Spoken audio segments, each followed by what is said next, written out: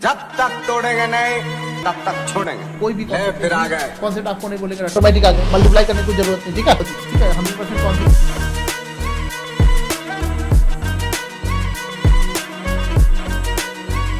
सब राज्य खुशे।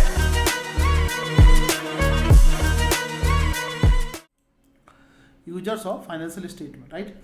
ये हमने किया था बच्चे, यूजर्स ऑफ फाइनेंशियल स्टेटमेंट का मतलब क्या। आवाज़ सुनाई दे रहा है ना सभी को? यस नो बताइए, किसी को डाउट तो नहीं है? आवाज़ तो एकदम क्लियर सुनाई दे रहा है? कोई डाउट है तो पहले पूछ लीजिए, फिर हम आपका आगे बढ़ेंगे। सो जब तक अपना सभी आदमी अपना, चलो no doubt no doubt no doubt, ठीक है, थैंक यू बच्चे। ठीक है, किसी को डाउट है तो पूछ लीजिए। ओके, सो बच्चे यहाँ पे आपका जो आपका यूजर्स है, यूजर ऑफ फाइनेंशियल स्टेटमेंट, मैंने कल बताया था क्या कि फाइनेंशियल स्टेटमेंट का यूजर कौन कौन है। तो बच्चे मैंने आपको बताया था फाइनेंशियल स्टेटमेंट का यूजर कौन है। बच्चे आपका इसमें मैंने आपको बताया था कि फाइनेंशियल स्टेटमेंट का जो यूजर होते हैं, राइट, एक तो मैनेजमेंट है। मैनेजमेंट क्यों आपका यूज करेगा? बिकॉज उनको कंपनी का परफॉर्मेंस जानना है। मैं ओनर हूँ, मैं अपनी अकाउंटिंग डेटा यानी बैलेंस शीट पीएल अकाउंट क्यों देखूंगा? बिकॉज मुझे कंपनी का अपना परफॉर्मेंस जानना होता है, राइट। इससे और उसके बेसिस पे डिसीजन लेते हैं ना, डे टू डे बेसिस पे डिसीजन लेते हैं, राइट। लेंडर आपका इन्वेस्टर क्यों? इन्वेस्टर बच्चे जो पैसे लगाता है कंपनी में, पैसे वही लगाता है ना, तो उनको देखना होता है क्या कंपनी का परफॉर्मेंस कैसा है। आपका एनालिसिस करते हैं ना, कंपनी का फाइनेंशियल पोजीशन क्या है, एसेट लायबिलिटी कितना है, राइट। तो ये सारी चीज़ उनको देखना होता है, राइट। उसके बाद में लेंडर, लेंडर का मतलब मैंने बताया था क्या, जो बच्चे पैसे देता है कंपनी में, जो पैसे लगाता है उसको लेंडर बोलते हैं। ठीक है, तो आपको उनको जानना होता है क्या, उनको जानना होता है बच्चे क्या, कि आपको उनको जानना होता है बच्चे लेंडर को क्या, कि आपका उनका जो इंटरेस्ट और प्रिंसिपल है टाइम से पेमेंट होगा कि नहीं होगा, राइट। उनका पेमेंट आपका जो है ना, जब आपका ड्यू होगा तो पेमेंट होगा कि नहीं होगा। सप्लायर को बच्चे क्या क्यों जानना होता है? अकाउंटिंग डेटा क्यों देखेगा? कंपनी का बैलेंस शीट पीएल अकाउंट आपको क्यों देखेगा? सप्लायर को बच्चे उनको देखना होता है कि कंपनी को जो हम उधार दे रहे हैं, राइट, जो आपके सप्लायर और आपको बच्चे क्रेडिटर्स में क्या फर्क है, मैंने बताया था उस दिन। ठीक है, कोई बात नहीं बच्चे। सप्लायर होते हैं बड़े बड़े ऑर्डर के लिए, क्रेडिटर होता है जो रेगुलर बेसिस पे आपको ऑर्डर देता है। ठीक है, तो उनको देखना होता है बच्चे सप्लायर को कि जिस कंपनी को हम इतने बल्क में सप्लाई कर रहे हैं वो हमारे को टाइम से पेमेंट कर पाएगा कि नहीं कर पाएगा, कंपनी का औकात भी है पेमेंट करने का कि नहीं। अब मैं आपको किसी को बोलूँगा कि हमारे को आपका पीछे से आपका कोई भी, मैंने मान लो मैंने बोला ये आपका 1000 kg गोल्ड सप्लाई करो, करेगा क्या? नहीं करेगा, मेरे का औकात ही नहीं होता आपका खरीदने का। ठीक है, तो ऐसे ही बच्चे आपको देखता है कि आपका सामने वाला पार्टी जो ऑर्डर दे रहा है, राइट, उसके पास आपका क्रेडिट वर्थनेस क्या है। जैसे लोन आप लेने जाते हो ना, क्रेडिट कार्ड, राइट, तो आपको चेक किया जाता है, सिविल स्कोर आपका चेक करेगा, राइट। उसके बेसिस पे पता लगाते हैं क्या कि आप रीपेमेंट कर सकते हो कि नहीं कर सकते हो, आपका औकात है कि नहीं है रीपेमेंट करने का, आपका सोर्स ऑफ इनकम क्या है, राइट। इसको बोलते हैं बच्चे आपका इवैल्यूएशन ऑफ क्रेडिट वर्थनेस। ठीक है, क्रेडिट वर्थनेस यानी आपका क्रेडिट वर्थ कितना है, कितना आप आपको उधार दे, आपका वर्थ कितना का वैल्यू आपका है। ठीक है, कहीं होता ना कि आपका गरीब आदमी होगा तो 1000-2000 देगा, उसके बाद आपका पीछे पड़ जाता है कि नहीं पैसे दो, क्यों? इससे ज़्यादा होगा तो आपको देने में मुश्किल होगा, राइट, इसीलिए तो उसका क्रेडिट वर्थनेस उतना ही है। ठीक है, और कोई होता है कि 1000 करोड़ रुपया लेकर बैठा हुआ, उनको कोई दिक्कत नहीं, उसको बैंक मांगने भी नहीं जाता, क्यों? उनको पता है भाई इससे ज़्यादा भी होगा तो दे देगा, क्यों? उनके पास संपत्ति आपका 1000 करोड़ का है, राइट, 1000 रुपये इसके पास उनके ऊँट के मुँह में जीरा का फोड़ने वाली बात है। ठीक है, तो उनके लिए कोई दिक्कत नहीं है। एक होता है बच्चे आपका कस्टमर, कस्टमर क्यों देखता है आपका बैलेंस शीट पीएल अकाउंट? बच्चे उनको जानना होता है क्या कि आपका लॉन्ग टर्म में आपके से सामान खरीदा जाए कि नहीं खरीदा जाए। ये नहीं कि बच्चे आपका आप बिजनेस कर रहे हो, छोटे मोटे आपका बिजनेस कर रहे हो, शॉर्ट टर्म में भाग जाओगे तो आपका जो है ना धंधा आपसे खरीदना आप शुरू कर दिए और बाद में पता चला कि आप तो बस लेकर आपको भागे, बिजनेस में आपका पास पूंजी ही नहीं। कई लोग होता है ना कि देखते हो आपका शुरू में आपका बहुत सारे आपका बिजनेस जो कस्टमर है बच्चे, आपको बैजू से आजकल सामान नहीं खरीदा है, बैजू कंपनी डूब गया, क्यों? क्योंकि बच्चे आपका वो गलत कस्टमर के साथ गलत धंधा कर रहे थे, लोन पे बोल रहे थे लोन ले लो, ये कर लो वो कर लो, क्लासेस खरीद लो, और इतना महंगा क्लासेस था आपका, लोगों ने कंप्लेंट कस्टमर ने करना शुरू कर दिया कि नहीं हमारे EMI करवा देते, ये करवा देते, वो करवा देते, लालच देकर आपका 30,000 35,000 का क्लास 1 का 2 का 3 का बच्चे इतना महंगा क्लास था कि हम लोगों ने बच्चे आपका 10th में भी इंटर में भी इतना पैसे नहीं पे किए थे जितना वो क्लास 1 नर्सरी के बच्चे से पैसे ले रहे थे। ठीक है, 30,000 रुपया बच्चे आपका स्टैंडर्ड क्लास 1 2 का जो उसका फीस था 30,000 35,000 इतना बच्चे फीस था। ठीक है, इसलिए कंपनी आज डूब गई। 1 लाख करोड़ का उसका वैल्यूएशन था, 1 लाख करोड़ से ऊपर का, $23 बिलियन का वैल्यूएशन था, और वो कंपनी आज के डेट में उसको रेंट पे करने के लिए, ऑफिस का रेंट पे करने के लिए पैसे नहीं है, इतना पैसा वो कंपनी बर्बाद हो गई। अनअकैडमी है, आज न कल उसको भी जाना है, धीरे धीरे वो भी कंपनी बहुत हजारों करोड़ के लॉस में, समझ में आ रहा है।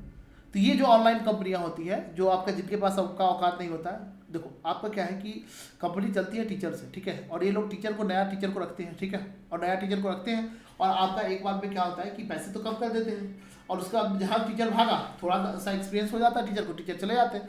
तो टीचर के साथ आपका जो स्टूडेंट का रिश्ता होता है ना, ऐसा होता है कि जैसे टीचर गया और उसके साथ जो स्टूडेंट है कस्टमर भी चला गया, तो कंपनी तो बर्बाद हो जाएगी ना। कस्टमर तो टीचर को देख कर ही आया था, उसे समझ में आ रहा था, और वो टीचर चला गया, फिर दूसरा टीचर गया, कस्टमर कोई रुकेगा क्यों रुकेगा बताइए। तो ऐसे ही होता है, इसीलिए यहाँ पे आपका कोई भी टीचर रुकते नहीं है। कंपनी को देखकर स्टूडेंट नहीं रुकता है, स्टूडेंट को टीचर से मतलब है कि यस हम जो टीचर से पढ़ रहे हैं उससे पढ़ा आपका समझ में आ रहा है कि नहीं आ रहा है, राइट। हम जिस कंपनी में जाएंगे हमारे जितने भी स्टूडेंट हैं, राइट, सारे हमारे साथ से चले जाएंगे, राइट।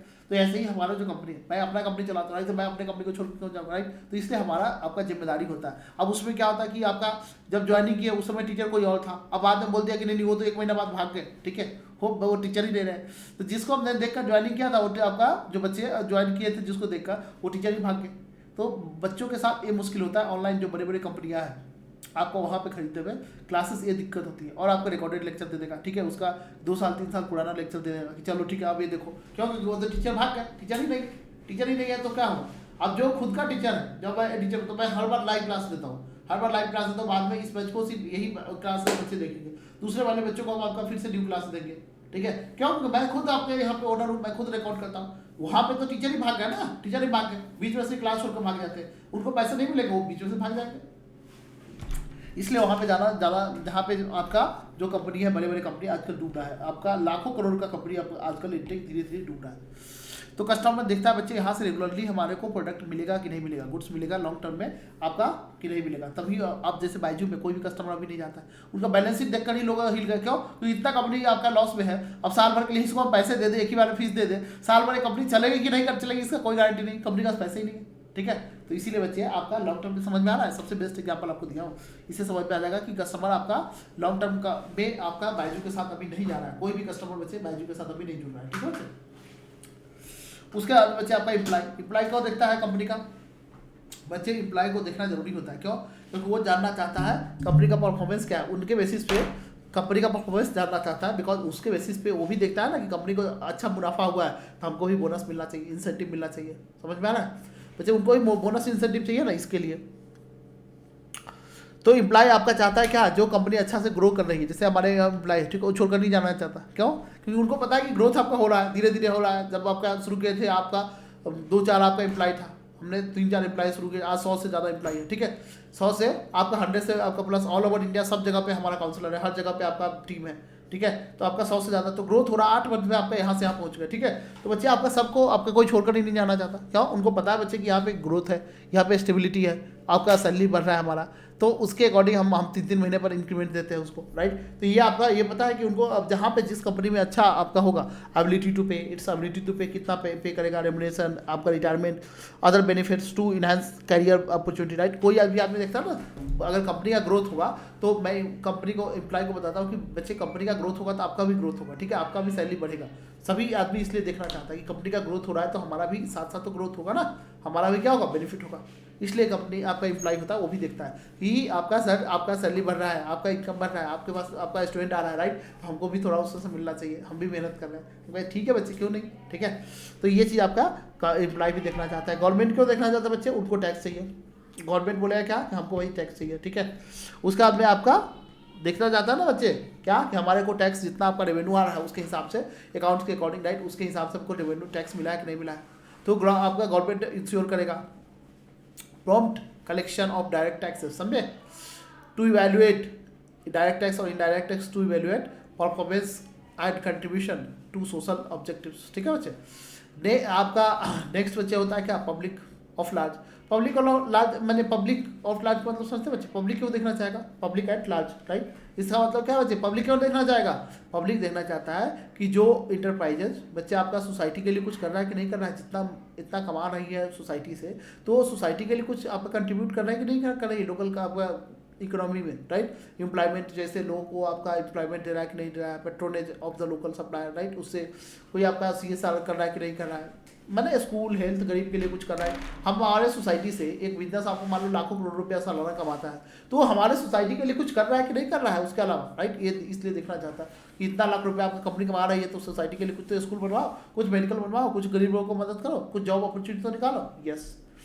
अब आपका बच्चे क्या है, रिलेशनशिप और विद आपका अदर आपका रिस्पेक्ट, ये हमने शायद पढ़ाया था, चलो फिर से कोई बात नहीं है। अकाउंटिंग लिमिटेशन आपका एक ही टॉपिक हमारे साथ बचा हुआ था, चलो कोई बात नहीं, मैं ये आपको फिर से रिवाइज करवा देता हूँ कि आपको ठीक नहीं लगा हुआ इसलिए, ठीक है।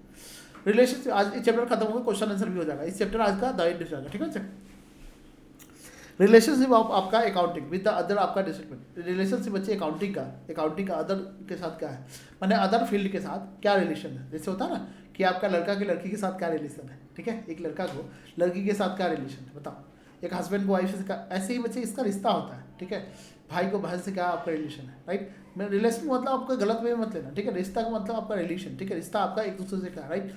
तो मम्मी का पापा के साथ, बच्ची का मम्मा के साथ, मम्मी के साथ, पापा के साथ, राइट, क्या रिश्ता है, ऐसे यही है, ठीक है। रिलेशनशिप का मतलब क्या है बच्चे, कि आपका अकाउंटिंग का ऑडिटिंग के साथ क्या रिश्ता है, क्या रिश्ता है। अब ध्यान से सुनो बच्चे, ऑडिटिंग का मतलब क्या होता है, चेकिंग करना। जब आप सीए बन जाओगे तो आपका काम मेन कोर एरिया होता है ऑडिटिंग करना है, आपका सभी कंपनी का बैलेंस शीट को चेक करना, ठीक है, ऑडिट करना। यहाँ पे हम क्या करते हैं, जो कंपनी अकाउंट्स बनाती है ना, PL account, balance sheet, right, उसको हम चेक करते हैं, हमारा काम होता है चेकिंग करना, ठीक है, और चेक करके साइन करना कि यस आपका सब कुछ आपका सही है, उसको बोलते हैं ऑडिट रिपोर्ट देना। यानी हमने सब कुछ देख लिया है, सब कुछ आपका सही है, इसका हम प्रमाण आपको लिख कर दे रहे हैं, सर्टिफिकेट, ठीक है।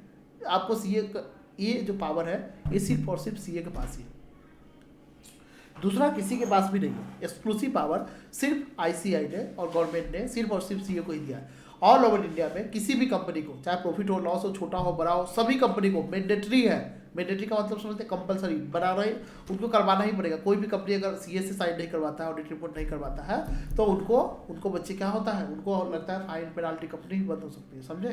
तो आपका एक कंपनी जो आपका साइन होगा, सिग्नेचर होगा, उस पर लोग लाखों करोड़ रुपया लगा देंगे कंपनी का कि हाँ इनका बैलेंस सही है। और एक कंपनी में ऑडिटर ने बोल दिया, सीए ने बोल दिया कि इस कंपनी में फ्रॉड हुआ है, तो मानना ही पड़ेगा सभी लोगों को। एक दिन में उस कंपनी आपका लाखों करोड़ का कंपनी रोड पे आ सकती है, समझे। सीधा एक आवाज बोल दिया कि नहीं आपका सीए की कंपनी बर्बाद है, इस कंपनी पैसे मत लगाओ, या फिर कंपनी में फ्रॉड हुआ है, तो हो गया। सभी आदमी उसको भरोसा करते हैं। आपका एक साइड में आपका बैंक लोन दे देगा, नहीं आपका साइन करोगे तो नहीं इसमें गड़बड़ है, नहीं आपका लोन देगा, समझ में आ रहा है, इतना पावर है। तो इसको वैल्यू करो, इसके लिए आपको नॉलेज का जरूरी है। तो ऑडिटिंग का मतलब समझे बच्चे, आपका चेकिंग करना, ठीक है। जो अकाउंट्स आप बनाते हैं, फाइनेंशियल स्टेटमेंट, मैंने बताया ना, फाइनेंशियल स्टेटमेंट का मतलब क्या बच्चे, आपका पीएल अकाउंट हो गया, बैलेंस शीट हो गया, cash flow, notes to account, general equity, cash flow, ये सब बनाओगे ना बच्चे, वो जो अकाउंटिंग होता है, इसको बोलते हैं बच्चे क्या, अकाउंटिंग। अब इसको चेकिंग करना, ठीक है, आपका ऑडिटिंग होता है, ठीक है। तो दोनों में क्या रिश्ता है, दोनों में क्या रिश्ता बताओ। पहले अकाउंटिंग होगा, उसके बाद में ऑडिटिंग होगा, राइट। तो हम उसी को देखकर बच्चे उसी को चेक करते हैं ना, अकाउंटिंग को ही तो चेक करते हैं। तो रिश्ता क्या है बच्चे, चेक करते हैं ऑडिटिंग में बच्चे, ऑडिटिंग में कि फाइनेंशियल स्टेटमेंट सही तरीका से बनाया है कि नहीं बनाया। अकाउंटिंग आपका जो लॉ है, रूल है, सबको फॉलो करके बनाया कि नहीं बनाया, राइट। ऑडिटर आपको सारा आपका जितना भी आपका चेक करेगा कि गवर्नमेंट का जितना भी रूल है सबको फॉलो किया है कि नहीं किया अकाउंटिंग प्रोसीजर, राइट। तो इसके साथ रिश्ता हो गया ना, इनके साथ क्या होगा बच्चे, रिश्ता होगा कि अकाउंटिंग पहले होगा, उसके बाद में आपका ऑडिटिंग आएगा। ऐसे ही आपका इकोनॉमिक का है, ठीक है बच्चे। आपका यहाँ पे अकाउंटिंग में, अकाउंटिंग जब हम करते हैं बच्चे, तो यहाँ पे अकाउंटिंग के बेसिस पे डिसीजन लेते हैं। आपका एक यूजर इकोनॉमिक डिसीजन ले पाएगा, ठीक है। इकोनॉमिक डिसीजन का मतलब क्या है, कंपनी आपका जो है ना, कंपनी ने जो आपका डेटा प्रोवाइड किया है, राइट। अब डेटा जो कंपनी ने अकाउंटिंग सिस्टम के थ्रू प्रोवाइड किया है, मीन्स आपका प्रॉफिट लॉस का, सेल का, परचेज का, राइट। तो देखता है कि कंपनी का फ्यूचर में डिमांड बढ़ने वाला है, घटने वाला है। इकोनॉमी में क्या देखते हो बच्चे, यही देखते हो ना कि आपका कंपनी का फ्यूचर में डिमांड घटने वाला है, बढ़ने वाला है। इसके बेसिस पे आपका कंपनी का जो फ्यूचर में आपका डिसीजन ले पाएगा कि हाँ इस कंपनी का अगर डिमांड बढ़ने वाला है, राइट, मार्केट में इसका सिटी है, राइट, या फिर कंपनी का डिमांड बढ़ने वाला है, राइट, तो उस कंपनी का शेयर प्राइस बढ़ जाता है, राइट। तो ये देखो अपने इकोनॉमी में क्या लिखा हुआ है, economic uses the database provided by economic system for developing आपका decision model for rational decision making, right. Rational का मतलब समझते हो बच्चे, एक अच्छा डिसीजन ले सकते हो, ठीक है। रेशनल का मतलब जिसके पास सब चीज़ का नॉलेज हो। टू यूज और use of the scarce resources, right. Economics में आपको पढ़ाया जाएगा बच्चे, इकोनॉमिक्स में स्कार्स रिसोर्सेज का मतलब क्या होता है बच्चे, लिमिटेशन, ठीक है। माने आपका रिसोर्सेज का दुनिया में क्या है, कमी है, यूज करने वाला बहुत चीज़ है आपका, लेकिन हमारे पास रिसोर्सेज तो लिमिटेड है ना। अकाउंटिंग जो आपका थ्योरी है, आपका economics theories have influence the development of the decision making tools uses in accounting, right. ये आपका जो डिसीजन मेकिंग का टूल है वो आपका इन्फ्लुएंस करता है इकोनॉमिक थ्योरी, ठीक है, कि आपको अकाउंटिंग कैसे करना है। Difference between the economics and accounting, जो कॉन्सेप्ट होगा इनकम का, कैपिटल का, आपको वैल्यूएशन का, वहाँ पे भी आपको बताया जाएगा। इकोनॉमिक्स में भी बच्चे आपको बताया जाएगा कैपिटल मीन्स व्हाट, जो बिकॉज आपका इकोनॉमी में क्या आता है, कैपिटल आता है, मनी आता है, एक्सपेंसेस आता है, वो सारी चीज़ अकाउंटिंग में भी तो होता है। ऐसे ही बच्चे लॉ में हम क्या करते हैं, लॉ के साथ राइट। जो आपका लॉ ने, गवर्नमेंट ने जो लॉ बनाया, ये सब आपका इरेलेवेंट क्वेश्चन है, बट कोई बात नहीं, सबको हम आपको डिटेल में पहली बार पढ़ेंगे तो एकदम इरेगुलर। ये बच्चे ये क्या है, रेगुलर क्लास है। रेगुलर क्लास में हम आपका सारी चीज़ों को डिटेल में पढ़ाते हैं। समझ में आ रहा है कि नहीं आ रहा है? समझ में आ रहा है कि नहीं आ रहा है बच्चे बताओ। प्रियंका, आपको समझ में आ रहा है? हाँ, गूगल मीट वाले सभी बच्चे बताइए, आपको समझ में आ रहा है? आगे से जूम पे भी हम आपको कर देंगे, क्योंकि आपका बच्चे का जैसे जैसे आपका वो बढ़ेगा, हमको जूम पे भी आना पड़ेगा। 15 से जूम, गूगल मीट सब आपके लिए ऑन कर देंगे, टेंशन मत लीजिए, सब कुछ आपके लिए ऑन कर देंगे। एप्लीकेशन भी रही है, हर जगह से जो भी डाउट है वहाँ से पूछ सकते हैं, जब जैसे आपको सुविधा हो वैसे आपका काम कर सकते हैं, ठीक है। ओके, लॉ का मतलब क्या है बच्चे, कि आपका अकाउंटिंग से लॉ का क्या रिश्ता है बच्चे?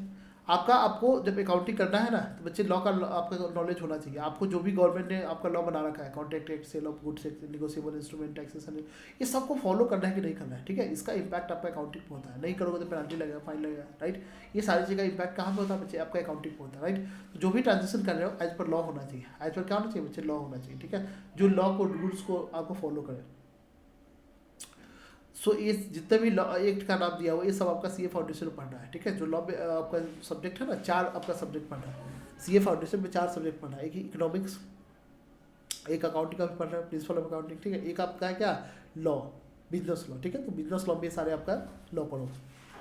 कॉन्ट्रैक्ट एक्ट, ठीक है, Indian contract act, sale of goods act, negotiable instrument act, ये सब क्या होता है जब लॉ पढ़ेंगे ना, तो वहाँ पे आपको समझाएंगे। तो आपको उसको फॉलो किया कि नहीं किया है, ठीक है। नेक्स्ट है मैथमेटिक्स, ठीक है। मैथमेटिक्स का मतलब क्या है बच्चे? नॉलेज ऑफ,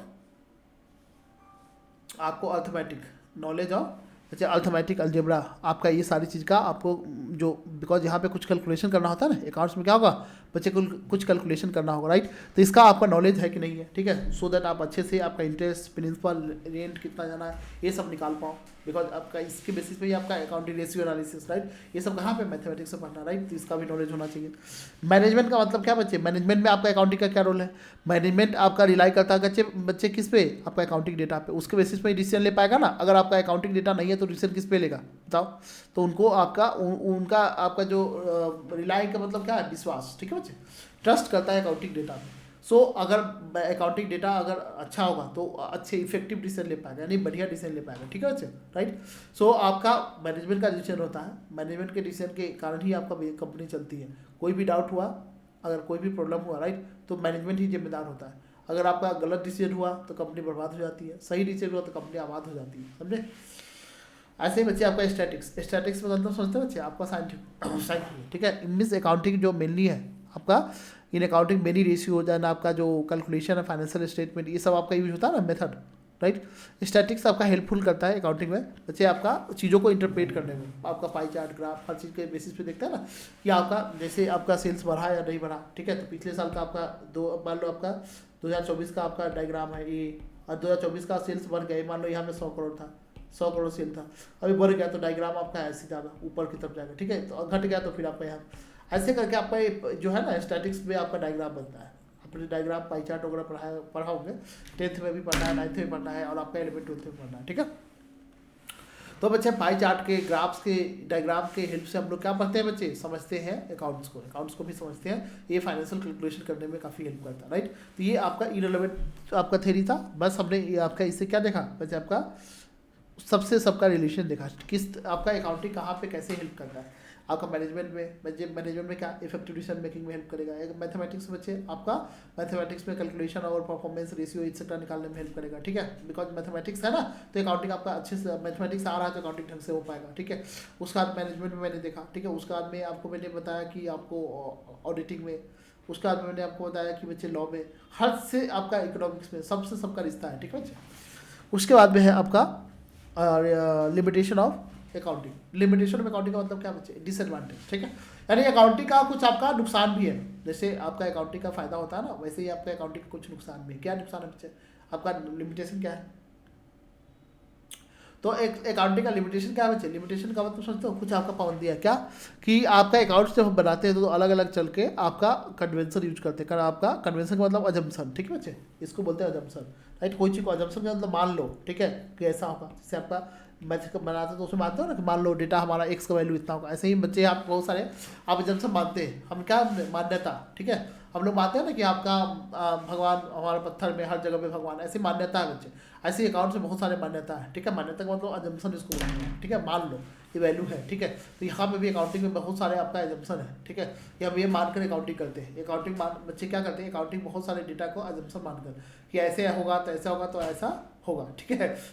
अरे बेसिकली क्या बहुत सारे अजम्पशन मानते हैं, कन्वेंशन है, अजम्पशन है, तब जाके हम आपका अकाउंटिंग करते हैं, राइट। तो ये बहुत सारे डिफरेंट है। तो ये अजम्पशन जो है ना आपका फॉलो करना है अकाउंटिंग का, ये आपका आई मीन एक जैसा अजम्पशन नहीं है। ये आपका जो साइंस नहीं है, ये हम लोग बहुत सारे आपका आई मीन वो है consider only an art not pure science. Science का मतलब समझते हो क्या होता है बच्चे, जो चीज़ प्रूफ हो चुका है। साइंस का मतलब क्या है बच्चे, जो चीज़ हम आपका एक्सपेरिमेंट के थ्रू हर चीज़ प्रूफ करते हैं, ठीक है, उसको बोलते हैं साइंस, ठीक है। प्रूफ किया हुआ है कि आपका जो होता है ना कि कई लोग बोलेगा कि हम जब तक आंख से नहीं देखेंगे जब तक विश्वास नहीं करेंगे, राइट। तो वो होता है, इसका मतलब क्या, वो प्रूफ मांग रहा है चीज़ों का, ठीक है, उसको बोलते हैं विश्वास। और कोई बोलता है कि नहीं नहीं हम कोई बात नहीं मानते हैं भगवान है, हम मानते हैं क्या भगवान है, हम देखे नहीं लेकिन हमने मान्यता है कि हमारा ऐसा से ऐसा आपका भगवान है, ऐसे देवी दुर्गा है हमारे, ऐसे है वो है, ठीक है। सभी आदमी का मान्यता, मैं भी मानता हूँ, ठीक है, हम भी आपका इस चीज़ों को मानते हैं, राइट। तो मान्यता है, तो मान्यता का मतलब क्या होगा बच्चे, ठीक है, कि हमारा हमने देखा नहीं है, हमने देखा नहीं लेकिन हमने आपका आस्था है, हम मानते हैं चीज़ों को, ठीक है। हम क्या करते हैं बच्चे, आपका मानते हैं। ऐसे अकाउंट में बहुत सारी चीज़ों को हम लोग मानते हैं कि ऐसे है ऐसे है। यहाँ पे प्रूफ की ज़रूरत नहीं है, यहाँ पे साइंस नहीं है कि हर चीज़ को प्रूफ किया, नहीं। आपको बनाने के लिए बहुत सारे एजम्पशन लेने पड़ते हैं, कुछ कैलकुलेशन करना है, कुछ चीज़ें करनी है तो आपको ये लेने पड़ते हैं। तो ये क्या बच्चे आपका ये है, ये साइंस की तरह नहीं है।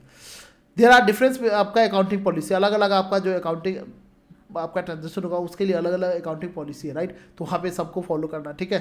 आपका कंपेयर करना कहाँ पे कौन सा लगे, ये हमारे लिए डिफिकल्टी है ना, to ensure the comparability among the financial statement of the various forms, right. सब एक जैसा आपका ये आपका थोड़ा सा लिमिटेशन है, ठीक है। कि आपका जैसे पूजा करने का, आपका पूजा करने का हम लोगों का अलग अलग तरीका है, हम लोग कैसे भी कर सकते हैं, ठीक है। हमारे हिंदू में इतना आपका सब कुछ है कि हम कैसे किसी भी तरीके से कर सकते हैं, राइट। ऐसे ही बच्चे यहाँ पे भी है क्या कि बच्चे आपका जो अकाउंटिंग ट्रांजेक्शन होता है अलग अलग पॉलिसी, मैंने अकाउंटिंग ट्रांजेक्शन के लिए अलग अलग पॉलिसी है, ठीक है। यहाँ पे डिफरेंट अकाउंटिंग पॉलिसी है।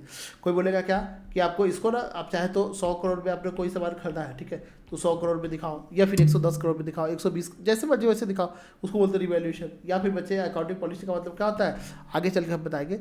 Any method rules and regulation adopted by management in preparation and presentation of financial statement। ये बेसिकली क्या होता है, AS1 में अकाउंटिंग पॉलिसी का डेफिनेशन दिया हुआ है, ठीक है। अकाउंटिंग पॉलिसी का मतलब क्या है, जो काम करने में आपका कुछ रूल्स रेगुलेशन फॉलो करना होता है, ठीक है। जैसे रोड पे चलते हैं, आपको कहीं नहीं लिखा हुआ 22 मीटर, हमारा रूल है। आपका जनरली क्या है, कुछ चीज़ें आपका मानना होता है कि हाँ चलो लेफ्ट साइड में चलना चाहिए पैदल, ठीक है। ऐसे ही बच्चे आपका पॉलिसी है, ऐसे ही बच्चे क्या है आपका ये पॉलिसी है अकाउंटिंग का, कि कई सारे पॉलिसी है, राइट। तो डिफरेंट पॉलिसी है, इसको फॉलो करना थोड़ा डिफिकल्ट हो जाता है। आपका सर्टेन अकाउंटिंग एस्टिमेट्स और जजमेंट, अकाउंटिंग बच्चे आपका बेस्ट किस पे होता है, जजमेंट पे। यानी जजमेंट का मतलब समझते हो बच्चे, अकाउंटिंग का आपका जो हम कहते हैं डेटा का, वो आपका जजमेंट के ऊपर बेस्ड होता है। जजमेंट का मतलब समझते मैनेजमेंट का। अकाउंटिंग में आगे चल के हम आपको बताएंगे कुछ कन्वेंशन, ठीक है, कुछ आपका कन्वेंशन अभी जस्ट सुन लो, ये सब आगे आएगा तो आपको और समझ में आएगा। क्या कि जब हम आपको कोई प्रोविजन बनाते हैं, प्रोविजन का मतलब क्या होता है, रिजर्व का मतलब क्या होता है, अब ये सारी चीज़ आपको आगे बताएंगे, बट कोई बात नहीं, आपका सुन लो एक मिनट के लिए। प्रोविजन आप समझ लो कि फ्यूचर में कोई लायबिलिटी हमारा होने वाला उसके लिए बनाते हैं। फ्यूचर में कोई लायबिलिटी या लॉसेस होने वाला है, ठीक है, ऐसे आपका provision is made to be made for any expected future loss. कोई फ्यूचर में एक्सपेक्टेड लॉस होने वाला है, होने वाला कैसा होने वाला बच्चे, मान लो हमारे ऊपर कोई केस चल रहा है, ठीक है, हमने किसी का कोई सामान चोरी कर लिया और हमारे ऊपर 1 लाख का आपका फाइन लगेगा, तो ये हमारा लॉस होने वाला है, ठीक है। हमने एम्प्लॉय को रखा हुआ है, ध्यान सुनो बच्चे, आपका एम्प्लॉय को रखा हुआ है, अब उनको बोला हुआ है कि आप ना जब रिटायर होंगे तो हम आपको 10 लाख रुपया देंगे, ग्रेजुटी आपको देंगे या पेंशन देंगे, राइट। तो आपको वो हमारा लॉस है ना कि हाँ वो एम्प्लॉय जाएगा तो हमारे को आपको वो ग्रेजुटी देना पड़ेगा, तो ये लॉस है, यानी फ्यूचर में हमको लॉस होगा। पता नहीं है कितना देना पड़ेगा, नहीं, आपका लायबिलिटी पता नहीं है कि हाँ 2 लाख देना पड़ेगा, 4 लाख नहीं, कहीं भी नहीं पता है। आपका केस वाला या एग्जाम्पल लेते तो उसमें कितना आपका फाइन है, कोर्ट डिसाइड करेगा ना, कोर्ट में केस चल रहा है, कोर्ट डिसाइड करेगा ना कि हाँ आपको ऊपर मेरे ऊपर कितना फाइन लगेगा। तो आपको अगर इस टाइप का है कि कोई भी लॉस फ्यूचर में होने वाला है, आपका फ्यूचर में क्या है बच्चे, आपका लॉस होने वाला है, बट कितना है वो नहीं पता है, ठीक है, वो आपका कितना होने वाला है ये चीज़ आपको नहीं पता है, राइट। तो फिर क्या करोगे बच्चे, इसको बोलते हैं क्या, इसके लिए आपको बनाना पड़ेगा प्रोविजन। इसके लिए क्या बनाना पड़ेगा, इसके लिए बच्चे आपको बनाना पड़ेगा प्रोविजन, ठीक है, राइट। तो प्रोविजन मीन्स आपका to be made for any expected future losses. आपका कोई भी फ्यूचर में लॉस होने वाला है बच्चे, उसके लिए हम क्या बनाते हैं, आपका प्रोविजन बनाते हैं, राइट। और आपका रिजर्व का मतलब क्या होता है, प्रोविजन बनाना आपको आगे चलकर बताऊंगा, लॉ है उसके लिए, ये 29 है, बनाना मैंडेटरी है, ठीक है। और ये प्रॉफिट लॉस से बनता है। और आपका लॉस का मतलब क्या, लायबिलिटी का मतलब, उसका रिजर्व का मतलब क्या बच्चे, ये हमेशा प्रॉफिट के कैसे बनाते हैं, प्रॉफिट होगा तो बनेगा नहीं। सेविंग हमेशा क्या कर दो, प्रोविजन का मतलब क्या, रिजर्व का मतलब क्या होता है बच्चे, सेविंग। जब आप पैसे कमाते हो तब वहाँ से पैसे बचाते हो, ठीक है। कि हम मान लो 1 लाख रुपए कमा रहे हैं, तो सारे पैसे खर्च कर देंगे क्या, कुछ तो बचाएंगे ना, यस, फ्यूचर के लिए कुछ बचाएंगे, ठीक है। तो उसको बोलते हैं क्या, रिजर्व। जिस साल प्रॉफिट होगा तो बचाएंगे, नहीं प्रॉफिट होगा नहीं बचाएंगे। कोई आपका लोन लेकर थोड़ी नहीं पैसे बताते हैं कि नहीं कर्जा ले लेते हैं पैसे बचाएंगे, नहीं हम तो सेविंग कर रहे हैं पैसे लेके, ऐसा नहीं कोई करता ना। आप करते क्या, आप बताइएगा, आप लोग करते क्या कि नहीं हमने आपका 500-1000 रुपया उधार लिया दोस्तों से और उसका आदमी अपना सेविंग कर रहे हैं कि नहीं हमारे पास तो पैसे बच रहे हैं, ऐसा नहीं होता, ठीक है बच्चे। तो आपका पैसे कहाँ से बचाया जाता है बच्चे, आपका सरप्लस से। तो बच्चे आपका यहाँ पे ये समझ के आप लोग, तो कुछ खर्चे होते हैं जिसको हमको एस्टिमेट करना होता है कि फ्यूचर में कितना होगा नहीं होगा।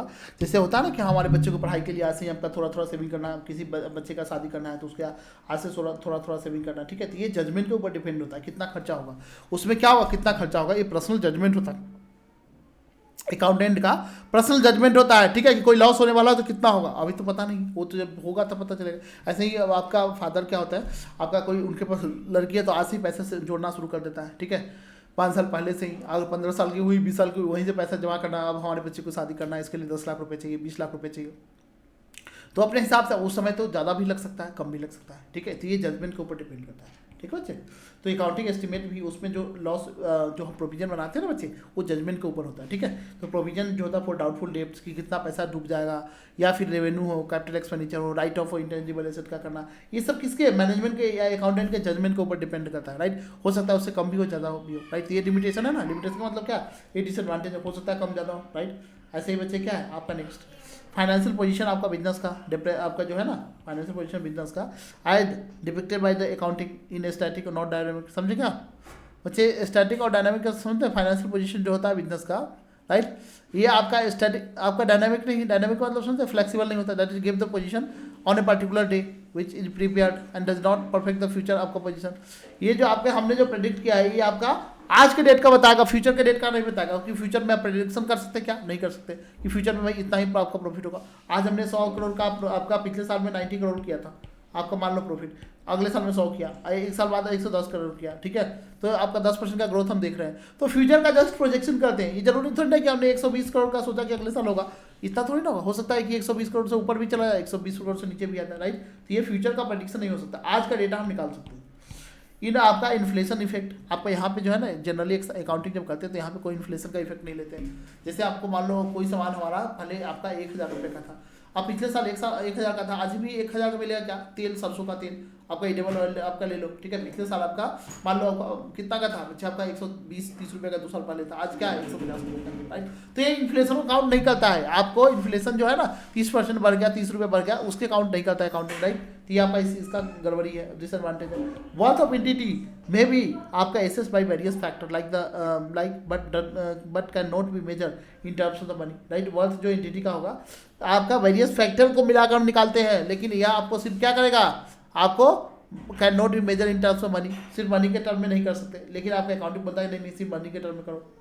बच्चे कोई भी आदमी का वर्थ कैसे निकालोगे कि नहीं हमारे पास कोई पैसे नहीं है लेकिन हमारा इंसान बहुत अच्छा है, तो जाता है समाज में जो मर्जी होता है वो आपका कम, जैसे सोसाइटी में समझते हो ना कि आदमी को पास कुछ नहीं है लेकिन वो कहीं पे दुकान पे 10 लाख का सामान ले आएगा, उसका रेपुटेशन अच्छा है, उसका क्या है रेपुटेशन अच्छा है। लेकिन अकाउंटिंग बोलता नहीं अकाउंटिंग आपका रेपुटेशन की बात नहीं करेंगे, हम क्या करेंगे, हम तो सिर्फ आपका मनी के टर्म में बात, और आपका बहुत सारी चीज़ों को फैक्टर उसका वैल्यू क्या है नहीं है, उनका बोलने का स्किल, कम्युनिकेशन स्किल, उनके पास नॉलेज क्या है, उस बेसिस पे उनको लोन देता है।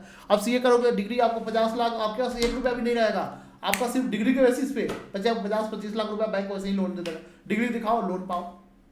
आपके पास पैसे है नहीं है नहीं उससे मतलब नहीं, अकाउंटिंग तो गलत हो गया ना कि आपका वर्थ आपका सिर्फ एक बेसिस पे आपका नहीं, अकाउंटिंग सिर्फ मनी के बेसिस पे लगाता है कि आपको वैल्यू कितना है, आपके पास कितना आपका एसेट्स है। लेकिन आपका किसी आदमी को वैल्यू सिर्फ आप मनी के बेसिस पे लगा सकते हैं क्या? नहीं, उनका नॉलेज देख लो कितना है, उनका डिग्री कितना है, ठीक है, उसका आपका और टैलेंट देख लो। तो ये चीज़ आपका इनका गड़बड़ी है, ठीक है, अकाउंट्स में ये आपका कंसीडर नहीं करते। अकाउंटिंग जो आपका इग्नोर करता है क्या? रियल एस्टेट, आपका real assets which can not be measure in terms of money, जैसे इम्प्लाई का there is no generally accepted accounting formula. Real asset को आपका for valuation of human right, अब इम्प्लाई हमारे पास एसेट का वैल्यू कितना है, जो हमारे पास इम्प्लाई बढ़िया है, एकदम टैलेंटेड है, अब उसका वैल्यू कितना हम कैसे आपका निकाल पाएंगे, मनी के टर्म में कैसे बता पाएंगे कि हाँ आपका हमारे पास ऋतिक है, अनिकेत है, आपका रिमझिम है और आपको बहुत सारे आपका लोग हैं, ठीक है, तो आपका इन लोगों का हम आपका वैल्यू कैसे निकाल पाएंगे कि कितना है नहीं है? क्या मनी के टर्म में मेजर करना पॉसिबल नहीं है ना इंसान को कि एक आदमी का वैल्यू कितना है? ऐसे ही बच्चे आपका देयर आर आपका जो है ना ये है, ठीक है, occasion when the accounting principle conflict with each other. Accounting principle और पॉलिसी बच्चे आपका अलग अलग, कई जगह पे अकाउंटिंग पॉलिसी अलग अलग एक दूसरे में टकरा जाएगा, ये बोलेगा कुछ और करो, वो बोलेगा कुछ और करो, ठीक है, तो ये आपका अकाउंटिंग का लिमिटेशन है, ठीक है, ये अकाउंटिंग का लिमिटेशन समझो बच्चे, ये आपका क्या है अकाउंटिंग का डिसएडवांटेज या यू कैन से लिमिटेशन, ठीक है, कि अकाउंटिंग में आपका दो तीन जो कीवर्ड है ना उतना आपका याद रखो, वही बहुत हो गया कि आपका इन अकाउंटिंग आपका we have different type of accounting policy, आपका कन्फ्लिक्ट इन अकाउंटिंग, आपका जो आई मीन वो है अकाउंटिंग प्रिंसिपल उसमें कन्फ्लिक्ट है। हम आपका इन अकाउंटिंग वी यूज मैंने आपका जो जजमेंट और जजमेंट हम यूज करते हैं इन प्रोविजन मेकिंग और आपका एस्टिमेट्स, राइट, तो ये आपका वो है डिफरेंट अकाउंटिंग पॉलिसी मैंने बता ही दिया, ठीक है। ओनली हम आपका यहाँ पे क्या करते हैं बच्चे, आपका प्योर आर्ट है, साइंस नहीं है, क्यों? ये हम आपका यहाँ पे अजम्पशन डिफरेंट टाइप के यूज करते हैं, राइट, ये आपका इन्फ्लेशन को इफेक्ट को आपका वो कर देता है, इग्नोर कर देता है। जो रियल वर्थ है एसेट का वो आपका नहीं आता, ह्यूमन राइट को हम उनको नहीं निकाल सकते, ठीक, कितने सारे अकाउंटिंग आपको बता दिए, ठीक है, ये सब क्या है बच्चे आपका इसका डिसएडवांटेज है। Role of accounting in society, society में बच्चे आपका इनका रोल क्या है, ठीक है, ये लास्ट टॉपिक है बच्चे, ये क्या है आपका लास्ट टॉपिक है, उसका बाद में खत्म है, ठीक है। सोसाइटी में बच्चे आपका अकाउंटिंग का रोल क्या है, आपका एरिया ऑफ आपका देखो आपका सोसाइटी में बच्चे आपका अकाउंटिंग का क्या रोल है, क्या है रोल अकाउंटिंग बताओ। यही आपका चैप्टर जो फर्स्ट है ना थोड़ा सा बोरिंग है, अगले चैप्टर से एकदम बिल्कुल आपका इंटरेस्टिंग आ जाएगा। यही चैप्टर जो आपका इसमें 4-5 यूनिट है, ठीक है, छोटे छोटे, अब आगे से आपका इतना बोरिंग नहीं आएगा, यही पहले वाला चैप्टर ही थोड़ा बोरिंग था, आगे वाला चैप्टर आपका इंटरेस्टिंग है, ठीक है। एरिया ऑफ सर्विसेज बच्चे क्या है आपका मेंटेनेंस ऑफ आपका books of accounts, maintenance of books of account, right, यहाँ पे हम क्या करते हैं बच्चे आपका अकाउंटेंट आपका मेंटेन कर सकता है सिस्टमेटिक रिकॉर्ड, यहाँ पे order to establish the net result of the transaction and into the, ये समझे आपका यहाँ पे अकाउंट में क्या करना होता है, अकाउंटेंट का रोल सोसाइटी में क्या है, बुक्स ऑफ अकाउंट मेंटेन करना, ठीक है, बुक्स ऑफ अकाउंट आपका सारा सिस्टमेटिक तरीका से मेंटेन करना ना, आपका जितना भी ट्रांजेक्शन हुआ है, राइट, सो दैट हम आपका नेट प्रॉफिट लॉस आपका नेट रिजल्ट आपका बिजनेस का जान सके कितना नहीं है। ये स्टैट्यूटरी ऑडिट करना, आपका स्टैट्यूटरी ऑडिट आपका बच्चे आपका एवरी लिमिटेड कंपनी में जरूरी है एक चार्टर्ड अकाउंटेंट को अपॉइंट करना, और वो आपका क्या करे ऑडिटर हो, ठीक है, वो चार्टर्ड अकाउंटेंट ही कर सकता है, राइट, आपका बैलेंस शीट ट्रू फेयर है कि नहीं सब कुछ बता के दिखाओ, उसको बोलते हैं स्टैट्यूटरी। स्टैट्यूटरी मतलब क्या, एज पर लॉ मैंडेटरी है करवाना आपको, स्टैट्यूटरी इसको बोलते हैं, एज पर लॉ क्या बच्चे आपका मैंडेटरी है, इसको बोलते हैं स्टैट्यूटरी, मीन्स आपका लीगली आपका ऑडिट करवाना मैंडेटरी है। इंटरनल ऑडिट का मतलब क्या है, यहाँ पे भी आपका इंटरनल ऑडिट आपको कराना, मैनेजमेंट का जो सर्विस वो है वो भी आपका जरूरी है, इंटरनल ऑडिट आपका सभी कंपनियों को कराना है, ये सीए भी कर सकता है, नॉन सीए भी कोई पर्टिकुलर फील्ड का एक्सपर्ट है वो भी कर सकता है internal audit, but statutory audit as per law वाला जो ऑडिट है कि आपको सभी कंपनियों को कराना है, ये प्रॉफिट और लॉस, राइट, ये सिर्फ सीए ही कर सकता है। और इंटरनल ऑडिट में जो कंपनी का खुद के लिए होता है, ठीक है, कंपनी का परफॉर्मेंस कैसा है, कहाँ कहाँ वीकनेस है, ये जानने के लिए, तो इसको बोलते हैं क्या बच्चे आपका, इसको कोई भी आदमी कर सकता है। उसके बाद होता है टैक्सेशन, टैक्सेशन का मतलब क्या बच्चे, टैक्सेशन आपका अकाउंटेंट का रोल टैक्सेशन बता रहा हूँ, ठीक है, टैक्सेशन आपका ये बंदा आपका जो अकाउंटिंग हुआ यही आपका हैंडल कर सकता है ना टैक्सेशन वाला पोर्शन बिजनेस के लिए, he can represent business and आपका बच्चे क्या a person before the tax authority, right, कहीं भी केस फंसेगा आपका अकाउंटेंट जाएगा, ठीक है, टैक्स के केस फंसेगा, अब जैसे मेरा कोई भी क्लाइंट है उसका आपका टैक्स का केस फंसता है तो मुझे जाना पड़ता है, ठीक है, कि वहाँ पे आपका जैसे आपका एडवोकेट कोई आपके ऊपर केस कर देता है तो आपके गाँव घर में क्या होता है एडवोकेट जाता है, यहाँ पे कौन जाएगा बच्चे, यहाँ पे आपका टैक्स जाएगा ऑफिसर के पास, क्लाइंट नहीं जाता है। अगर मान लो मिस्टर एक्स है कोई बिजनेस कर रहा है, उनका केस फंस गया, इनकम टैक्स ने आपको वो कर दिया, राइट, तो मुझे क्या करना पड़ेगा, क्लाइंट आपका वो नहीं जाएगा, मुझे आपका खुद जाना पड़ता है, ठीक है।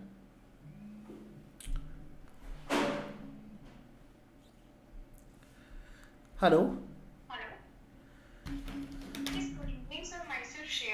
यस श्रेया, 6:30 6:30.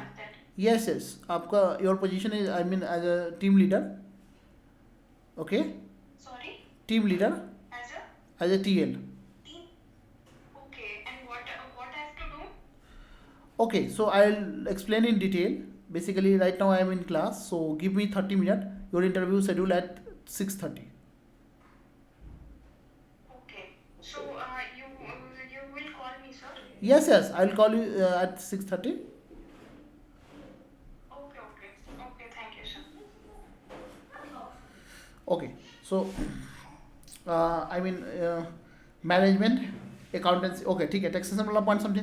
यहाँ पे आपका ये आपका असिस्ट करता है. He can also assist avoiding, यानी आपका चार्टर्ड अकाउंटेंट बच्चे आपका कि टैक्स अवॉइड कैसे कर सकते हो, यानी टैक्स आपका इससे मदद करेगा ना. And reducing tax burden by the proper planning officer of tax affair, right. हम लोग जो चार्टर्ड अकाउंटेंट है, हम लोग को इसी में आपका ट्रेनिंग दिया जाता है क्या, कि आपको क्लाइंट का टैक्स कैसे से कम करना है. ठीक है, उनको कैसे प्लानिंग करना है, राइट. आपका टैक्स प्लानिंग करना है. अगर कहीं पे आपका केस फंस जाता है तो उसको हम आपका टैक्स ऑफिसर के पास कौन जाता है बच्चे, आपका ये जाता है. ठीक है, आपका ये जाता है, आपका सीए जाता है. ठीक है, तो आपको टैक्सेशन वाले मुद्दा समझ गए कि an accountant can handle. Accountant का मतलब किसकी बात हो रही है, चार्टर्ड अकाउंटेंट की. ठीक है बच्चे, अकाउंटेंट आपका या फिर कोई भी अकाउंटेंट आपका हैंडल कर सकता है टैक्स का मैटर, जो बिजनेस का है या किसी इंडिविजुअल पर्सन का है. ही कैन रिप्रेजेंट, वो आपका रिप्रेजेंट कर सकता है. ठीक है, दैट बिजनेस और person before the tax authority. यानी टैक्स अथॉरिटी मतलब क्या, जब टैक्स कमिश्नर या कोई भी बच्चा आपका कॉल करता है तो क्या करता है, वहाँ पे आपका यही जाता है. ठीक है, settle the tax liability etcetera. ठीक है, management accounting and consultancy services. ठीक है, management accounting and consultancy services. Accountant provides management consultancy services. Accountant क्या प्रोवाइड करता है बच्चे, management consultancy services in the area of management information system, right. कि MIS के आपका एरिया में आपका कंसल्टेंसी सर्विस प्रोवाइड करता है. एक्सपेंडिचर कंट्रोल, कैसे एक्सपेंडिचर कंट्रोल करना है. Evaluation of appraisal technique for new investment, right. आपका डाइवेस्टमेंट का मतलब समझते हैं, इन्वेस्टमेंट का मतलब कहीं पैसे डालना, राइट. कहाँ पे न्यू अपॉर्चुनिटी आपका अकाउंटेंट बना के देता है, कहाँ पैसे आपको डालना चाहिए, इससे प्रॉफिट होगा. और दूसरा कि डाइवेस्टमेंट, कि आपको यहाँ पे लॉस हो रहा है, इस बिजनेस को बेच दो, इस बिजनेस को क्या करो बच्चे, बेच दो. ठीक है, कहाँ पे पैसे लगाओ. वर्किंग कैपिटल रिक्वायरमेंट, यानी बिजनेस चलाने के लिए कितने पैसे की रिक्वायरमेंट होगी. ठीक है, ये सब हम आपको आगे भी बताएंगे. कॉर्पोरेट प्लानिंग में आपको हेल्प करता है कौन बच्चे, मैनेजमेंट को हेल्प करता है अकाउंटेंट. ठीक है, कंसल्टेंसी देता है ना कि आपको यहाँ पे ये काम करना चाहिए. फाइनेंशियल एडवाइस देता है. ठीक है, कि आपका अकाउंटेंट आपको फाइनेंशियल एडवाइस देता है कि आपको इन्वेस्टमेंट कैसे करना है, बिजनेस एक्सपेंशन मतलब समझे, बिजनेस को बढ़ाना कैसे है, इंश्योरेंस कैसे कराना है, इन्वेस्टिगेशन आपका कैसे करना है, पेंशन स्कीम कैसे अभी सब प्लानिंग कर सकते हैं, राइट. अदर सर्विसेज आपका जो सेक्रेटरी वर्क है, आपका शेयर वर्क है, ये सब आपका आगे चल के सीखोगे, कंपनी कैसे बनाना है आपका. ये सब आपको कौन देता है बच्चे, आपका चार्टर्ड अकाउंटेंट देता है, राइट.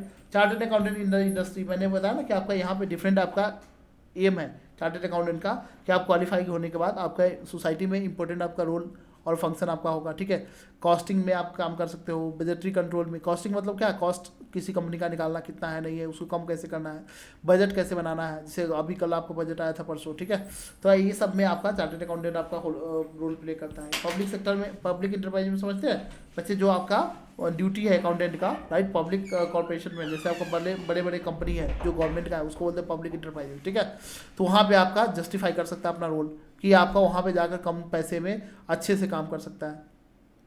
ड्यूटी आपका अकाउंटेंट का है क्या, आप दीज आपका corporation such a way that they enable the general public to know how far its appearing in the various type of the records and various financial statement at their existence, justify their existence. समझे.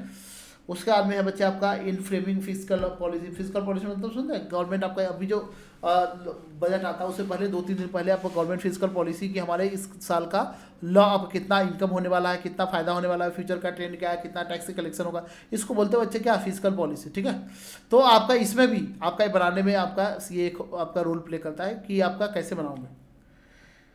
आपका यहाँ पे trade commerce के लिए, हर चीज़ के लिए physical policy, so that आपका क्या हो, they should develop new techniques and आपका prepare themselves for the new fields of the service toward the commitment to the concept of the public goods, right.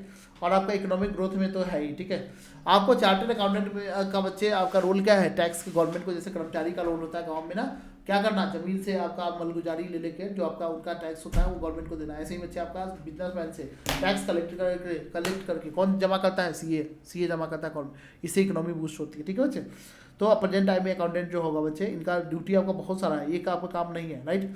तो आपका जितना भी लीगल है उसका कंप्लायंस करना, बिजनेसमैन को नहीं बताता ना इनकम टैक्स क्या होता है, जीएसटी क्या होता है, और आपका कंपनी लॉ क्या है, राइट। ये सब आपका सीए कंप्लायंस करवाता है, सीए कंप्लायंस करवाता है अपने बिजनेसमैन से, क्लाइंट से, राइट। तो उससे क्या होता है, इकोनॉमी बूस्ट होती है कि हाँ वहाँ से टैक्स आ रहा है तो कंपनी को भी, आपके गवर्नमेंट को भी फायदा होता है। ओनली आपका लिटरल आपका देखा ना, चाहे आपका a compliance of the law and they aim, इनका देयर एम क्या है, should be not be allow any individual or gain cost of nation, कोई भी आपका टैक्स का चोरी नहीं करे। सीए का आपका ये है। Accountant have to accept a positive role और do their best to encourage efficiency in individual business unit and encourage those social objectives which form the main foundation of welfare state। समझे क्या बच्चे, आपका यहाँ पे आपका इनका मेन ऑब्जेक्टिव क्या है कि हम आपका उसमें हर चीज़ में हेल्प करें, राइट, कि आपका जो गवर्नमेंट का पैसा उसको मतलब अननेसेसरी खर्च नहीं किया जाए, राइट।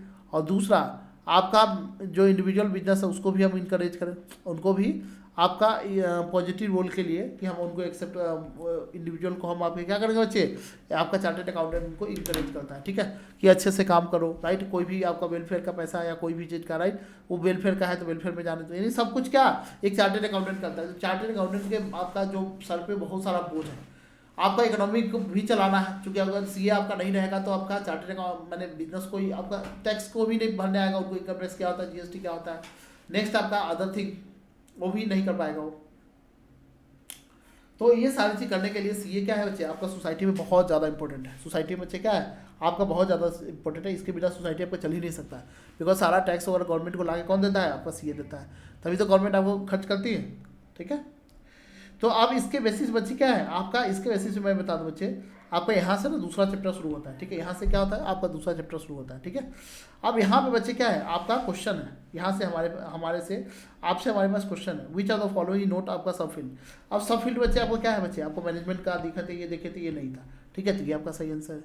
ऐसे ही पर्पज ऑफ अकाउंटिंग बच्चे, अकाउंटिंग का पर्पज हमने देखा था बच्चे, अकाउंटिंग का पर्पज क्या है आपका, अकाउंटिंग का पर्पज हमने देखा था, अकाउंटिंग करने का मेन पर्पज क्या है बच्चे, आपका interpret and record of the effect of the business, ये हमने ठीक है, classify the effect of the transaction to facilitate the preparation of report, ये भी ठीक है, dictate the specific type of the business enterprise transaction that enterprises में engage, ये आपका गलत है। तो ऐसे ही बच्चे क्या करोगे, आपको सारा चीज़ आपका देख देख कर आपका मैं और करवा देता हूँ। Book keeping is mainly concern with, book keeping किससे बच्चे मेनली कंसर्न है, बुक कीपिंग रिकॉर्डिंग से, ये वाला सही है। आपका डिजाइन, ऐसे ही बच्चे all of the following function of accounting except, आपका अकाउंटिंग जो आपका है ना, अकाउंटिंग का फंक्शन है decision making, forecasting, ledger posting. बताओ अकाउंटिंग में क्या क्या आता है बच्चे, आपका डिसीजन मेकिंग नहीं आता, ध्यान सुनो, आपका डिसीजन मेकिंग यहाँ आता है क्या, नहीं, ठीक है। आपका लेजर पोस्टिंग फोरकास्टिंग तो आता है, फोरकास्टिंग करना, देखो आपका अकाउंटिंग का फीचर क्या क्या है, ठीक है, अकाउंटिंग का फीचर क्या क्या है वो आपको देखना है, ठीक है, अकाउंटिंग का फीचर क्या क्या है, राइट। उसका इस टाइप से ना देखो आपको ये क्या करना है, सुनो, यहाँ से आपको यहाँ से जो आपका है ये आपका लेजर पोस्टिंग अकाउंटिंग आपका विच आर द फॉलोइंग आपका फंक्शन ऑफ अकाउंटिंग, अकाउंटिंग का फंक्शन का एक्सेप्ट वैसे लेजर पोस्टिंग, ठीक है। अकाउंटिंग डिसीजन मेकिंग फोरकास्टिंग तो हम करते हैं, आपका लेजर पोस्टिंग अकाउंटिंग में नहीं करते, ये बुक कीपिंग में आता है। लेजर पोस्टिंग किस में आता है बच्चे, बुक कीपिंग में आता है। ऐसे ही आपको financial statement are the part of, financial statement बच्चे किसका पार्ट है बताओ, अकाउंटिंग का, यस, आपका बुक कीपिंग और आपका मैनेजमेंट अकाउंटिंग है नहीं। ऐसे ही बच्चे आपका main financial position of the business is anticipated on the basis of, financial position कैसे आइडेंटिफाई कर सकते हो, देखो आपको क्या करना है, ये आप ट्रू फॉल्स एक बार खुद से आपका रीड करके आइएगा, हम आपको करेंगे कल 5 मिनट लगेगा, आपका 5 मिनट लगेगा, ठीक है, यस गुड, आपका प्रियंका गुड, कल हम आपसे ही पूछेंगे, पहले आपको चैप्टर रिवाइज करके आइएगा, ये हम क्वेश्चन आंसर कल क्लास में करेंगे, और ये जो आपका ट्रू फॉल्स वाला है ना ये भी हम क्लास में करेंगे, ठीक है। आपको ट्राई नहीं करना, ट्राई करोगे तो समझ में आएगा, ठीक है, नहीं ट्राई करना है तो आपको छोड़ देना, पहले रिवाइज करके आना, ठीक है, तभी हम क्वेश्चन आंसर कर पाएंगे। एक बार जस्ट आपको गो थ्रू कर लीजिएगा पूरा चैप्टर, और ये कल हम लोग दूसरा चैप्टर करेंगे, आपका ये जो है ना कल हम लोग क्या करेंगे बच्चे, आपका दूसरा चैप्टर, आपका कल हम दूसरा चैप्टर करेंगे, ठीक है।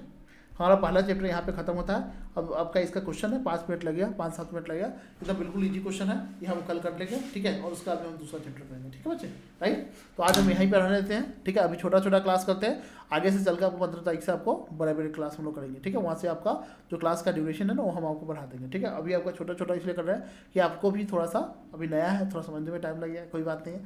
एक बार आप लोग एडजस्ट हो जाइए क्लास के साथ, फिर आपको क्या करेंगे, आगे से हम बड़े बड़े क्लास करेंगे, ठीक है बच्चे। Thank you so much.